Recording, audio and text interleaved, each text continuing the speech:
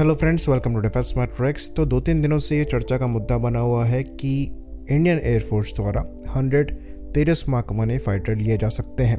तो इसके सिग्निफिकेंस को हमने डिस्कस किया, साथ ही साथ हमने ये बताया कि इन फाइटर्स को लेने का प्रभाव इंडियन एयरफोर्स पर क्या पड़ेगा और ये क्यों एक सही डायरेक्शन में लिया गया स्टेप है। पर इसी से रिलेटेड एक काफ़ी इंपॉर्टेंट मुद्दा है जिस पर चर्चा करनी ज़रूरी है। तो ये चीज़ हम जानते हैं कि 83 तेजस मार्क 1 पहले से ही ऑर्डर में है। उसके बाद ये 100 एयरक्राफ्ट जो है एडिशनली ऑर्डर किए जाएंगे।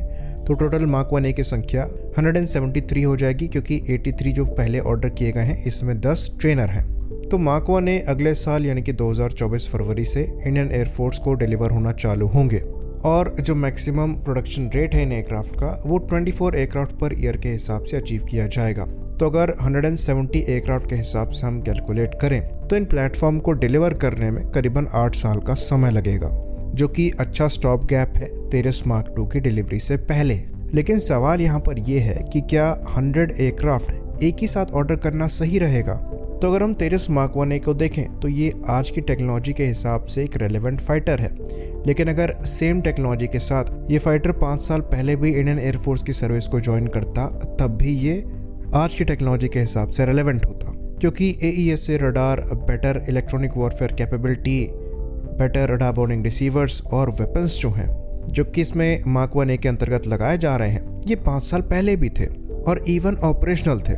तो ये टेक्नोलॉजी ऑल्दो अभी भी रेलेवेंट है, पर हम यहाँ पर लेट पहुँचे हैं। और अगर हम सेम स्टैंडर्ड का एयरक्राफ्ट 8 साल बाद इंडक्ट करेंगे, यानी कि अगर हम एडिशनल 100 तेजस मार्क 1 के ऑर्डर देते हैं और 8 साल बाद लास्ट बैच के तेजस मार्क 1 को रिसीव करते हैं और वो उसी स्टैंडर्ड के हैं जिस स्टैंडर्ड के एयरक्राफ्ट हम आज इंडक्ट कर रहे हैं, तो डेफिनेटली वो एक मिस्टेक होगी।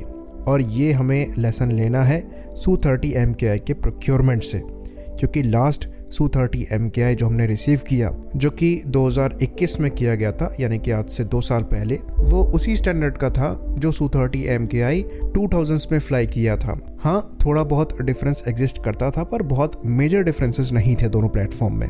तो करीबन 2 दशक का समय बीच में था जिसमें टेक्नोलॉजी काफ़ी चेंज हुई, पर Su-30 MKI के साथ जो सुपर सुखोई अपग्रेड है उसको हम देखते रहे और अभी तक उसको लेकर कोई प्रोग्रेस नहीं हुई है।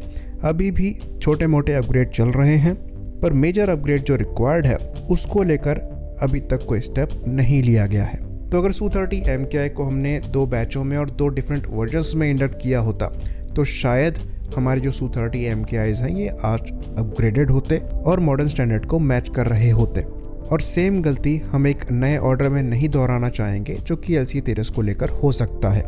तो यहाँ पर रूम एग्जिस्ट करता है कि इन प्लेटफॉर्म को बैचेस में ऑर्डर किया जाए और ये इंश्योर किया जाए कि जो लास्ट बैच के LCA तेजस हों ये उस समय के स्टैंडर्ड को मैच कर रहे हों। इसलिए यहाँ पर तेजस मार्क 1B का पोटेंशियल एग्जिस्ट करता है, क्योंकि कई ऐसी टेक्नोलॉजी हैं फ्यूचर की जो कि यहाँ पर इम्प्लीमेंट करी जा सकती हैं। तो 83 के बाद ये जो 100 एडिशनल एयरक्राफ्ट देखे जा रहे हैं, इनमें से कुछ एयरक्राफ्ट डिफरेंट स्टैंडर्ड के होने चाहिए ताकि सेम अपग्रेड बाद में जो दूसरे तेजस है उनमें कैरी फॉरवर्ड हो सके। तो अब सवाल यहाँ पर यह उठेगा कि मार्क 1B के अंतर्गत हम क्या एक्सपेक्ट कर सकते हैं। तो मार्क 1B के अंतर्गत हम पहले तो नेटवर्किंग से लेकर अपग्रेड को एक्सपेक्ट कर सकते हैं। तो अगर नेटवर्किंग ऑपरेशंस की बात करें तो हमारी जो आर्म्ड फोर्सेस हैं वो काफ़ी इनिशियल स्टेजेस पर है। सॉफ्टवेयर डिफाइंड रेडियोस का इंटीग्रेशन अब चल रहा है, पर अभी ये कितने लेवल पर है ये बता पाना मुश्किल है, क्योंकि हमारी तीनों आर्म्ड फोर्सेस अपने अपने प्रोक्योरमेंट प्लान को लेकर आगे बढ़ रही हैं। तो एक स्ट्रॉन्ग नेटवर्क ऑपरेशन में आपके जितने भी सेंसर्स हैं उनके डेटा फ्यूजन से आपको रेलेवेंट इंफॉर्मेशन मिलती है, जो कि आपके बैटल मैनेजमेंट में काफ़ी ज़्यादा हेल्पफुल रहती है। तो इस केस में खाली एयरक्राफ्ट के सेंसर्स की बात नहीं हो रही है, बल्कि जितने भी सेंसर्स हैं, चाहे वो ग्राउंड में रखा टैंक हो, आर्टिलरीज हो, या फिर पानी में शिप हो, ऊपर सैटेलाइट्स हो, सबकी इंफॉर्मेशन को फ्यूज़ करके रेलेवेंट इंफॉर्मेशन को प्रेजेंट करना, ये नेट सेंट्रिक ऑपरेशन का सबसे बड़ा चैलेंज है। तो ये हम बड़ी पिक्चर बता रहे हैं। तो इस चीज़ को अचीव करने के लिए कई स्टेप्स हैं जिनको अचीव करना ज़रूरी है। पहला तो एयरक्राफ्ट के अंदर खुद ही डेटा फ्यूजन को अचीव करना है, जिसके अंतर्गत एयरक्राफ्ट के खुद के सेंसर्स की सारी इंफॉर्मेशन को फ्यूज़ करके प्रेजेंट करना है ताकि पायलट के लिए हेल्पफुल हो सके। तो इसके अंतर्गत ज़्यादा सेंसर्स लगेंगे, सेंसर्स की इफेक्टिवनेस ज़्यादा होनी चाहिए, साथ ही साथ पावरफुल कंप्यूटर भी ऑनबोर्ड होना चाहिए। तो ये चीज़ रफाल के नए वर्जन्स के साथ अचीव करने की कोशिश करी जा रही है और तेजस के साथ भी फ्यूचर में हम ये अचीव करने की कोशिश कर सकते हैं। तो यहाँ पर एक्स्ट्रा सेंसर्स को भी ऐड करना पड़ेगा, जिसके अंतर्गत मिसाइल अप्रोच वार्निंग सेंसर जो मिसिंग है तेजस से, उसका एडिशन हो सकता है। बाकी जो अभी के सेंसर्स हैं इनके ज़्यादा स्ट्रॉन्गर वर्जन फ्यूचर में लगाए जा सकते हैं।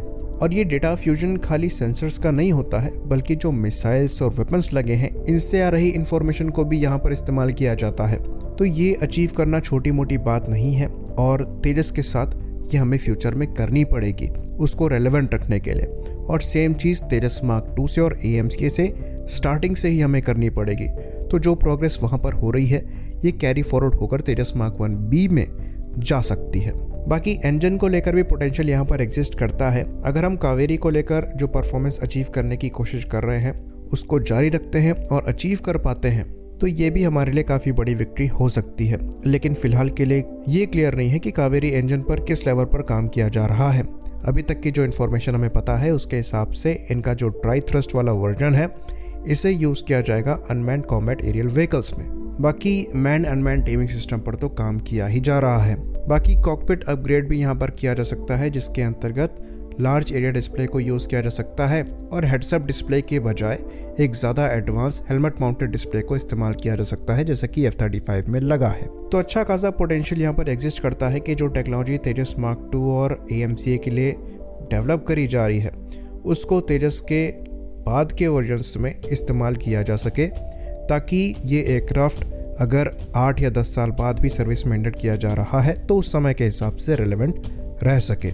बाकी जो वेपन्स हमारे द्वारा डेवलप किए जा रहे हैं वो तो सभी में इंटीग्रेट होने हैं, तो उसके साथ भी नए प्लेटफॉर्म को इंटीग्रेट करके इंडक्ट किया जा सकता है। तो इस वीडियो का सार यही है कि अभी भी LCA तेजस में काफ़ी अपग्रेड पोटेंशियल है और अगर हम बड़े नंबर ऑर्डर करने का प्लान कर रहे हैं तो उस अपग्रेड पोटेंशियल को हमें एक्सप्लोर करना चाहिए, ताकि समय के साथ रेलेवेंट प्लेटफॉर्म हमारे पास रहे। जो गलती हमने Su-30 MKI के प्रोक्योरमेंट में करी है उसे दोहराने की यहाँ पर ज़रूरत नहीं है। बाकी मेंटेनेंस को इम्प्रूव करने को लेकर भी यहाँ पर काम किया जा सकता है और होपफुली किया भी जाए। आई होप इन्फॉर्मेशन क्लियर रही हो। इसी बात पर इस वीडियो को हम ख़त्म करेंगे। लाइक करिए, सब्सक्राइब करिए। जय हिंद।